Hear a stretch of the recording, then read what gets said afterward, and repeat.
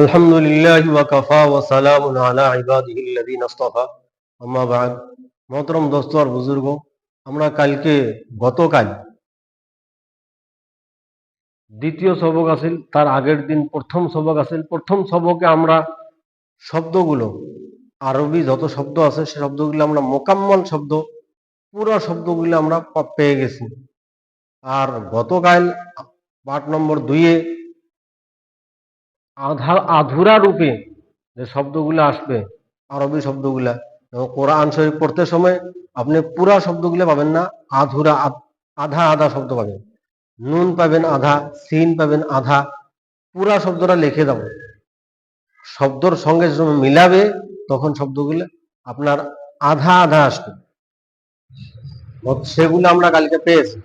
আর আজকে তার এখন আপনি শব্দগুলো চিনছেন না নাই, চিনাক্ত করতে পারছেন না নাই, সেইটা আজকে আপনার ইমতিহান পরীক্ষামূলক দেখাচ্ছি।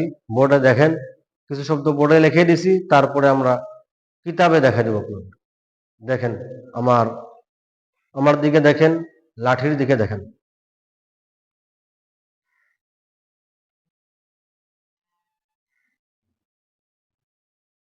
আলিফ,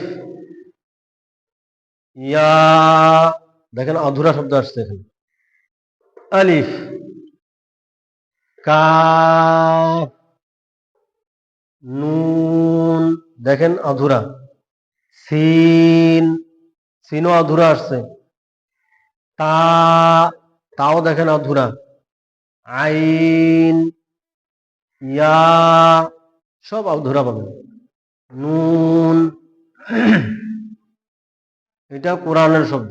ইয়াকা নাস্তাইন, এটা আপনার জানার দরকার নাই, আপনি খালি জানবেন শব্দ কি কি আছে এখানে, এই বস্তুটা আপনি চিনাক্ত করবেন।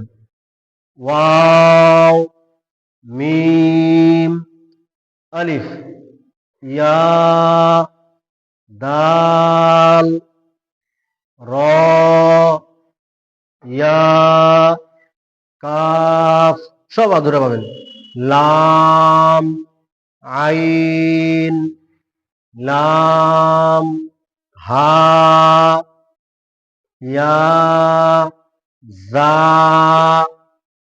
কাফ, ইয়া, আলিফ, ওয়াও, ইয়া, রাল, কাফ, র,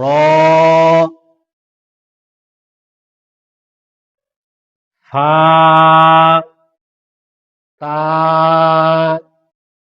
নুন, ফা, আইন, হা, আলিফ, লাম, রাল, কাফ, র, ইয়া, ফা, সিন, ইয়া, কাফ, ফা, ইয়া, কাফ, হা, মিম, আলিফ, লাম,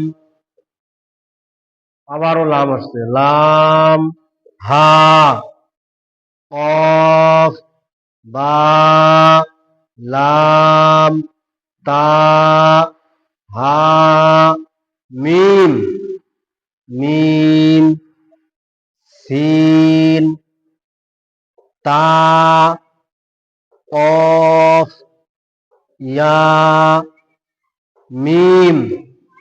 আপনারা এইভাবে শব্দগুলি চিনাক্ত করতে পারবেন। এমনও আপনারা মশ করার জন্য বারবার এটা রটাইবেন, বারবার এটা আপনি জপবেন, তাহলে আপনার বস্তুটা ভালো হবে।